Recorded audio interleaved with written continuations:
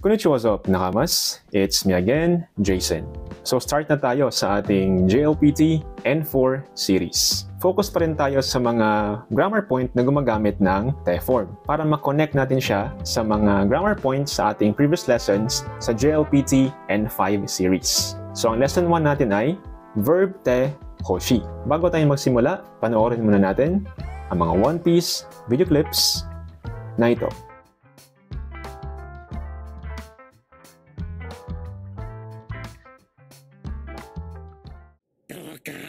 許してほしい。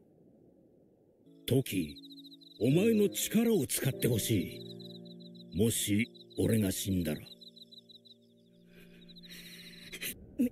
みんな聞いてほしい。みんな聞いてほしい。カイドウとオロチを打ち果たし、ワノ国を守ってほしい。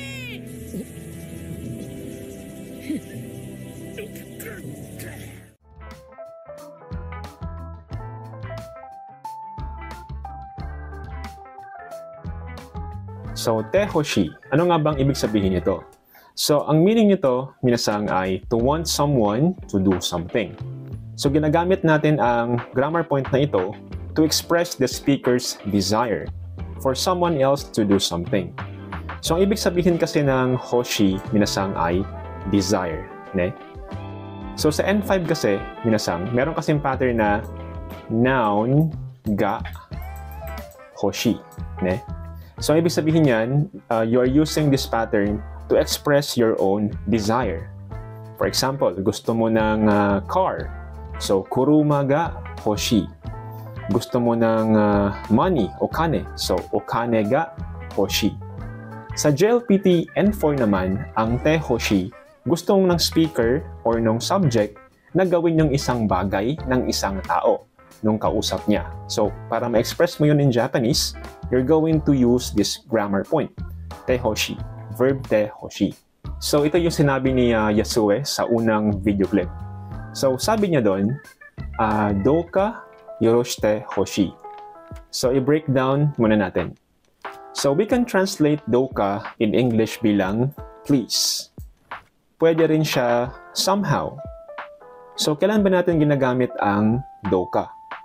So, ginagamit natin ang douka if, for example, you are praying, okay? You are asking from your heart, ne? Or if you are begging. So, ginagamit ito kapag merong strong emotion, ne?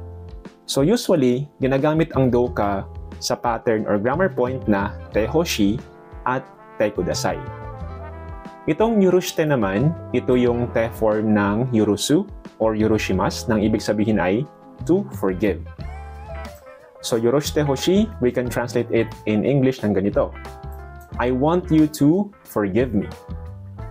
Then, ito na yung ginamit nila sa subtitle. Please forgive me. Douka yoroshite hoshi.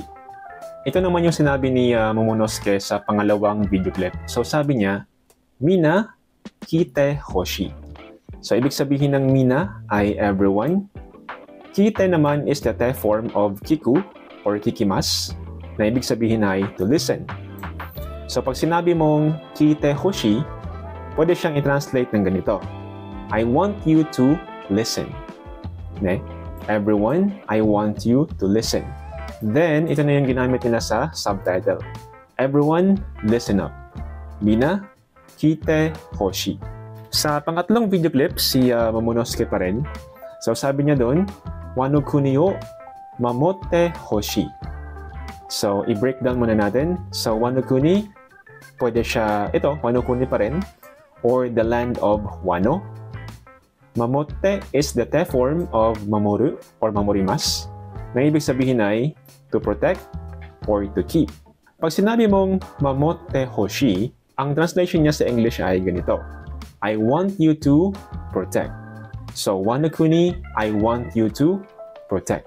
Then, ito na yung ginamit nila sa subtitle. I want you to save the land of Wano. Kung napapansin nyo, meron siyang you dito. Ne? Pero sa Nihongo, walang anata. So, sa Nihongo kasi minasang, usually, nauumit na yung anata. kapag understood na ikaw yung kausap. So, no need na nasabihin yung anata. So, just ito lang.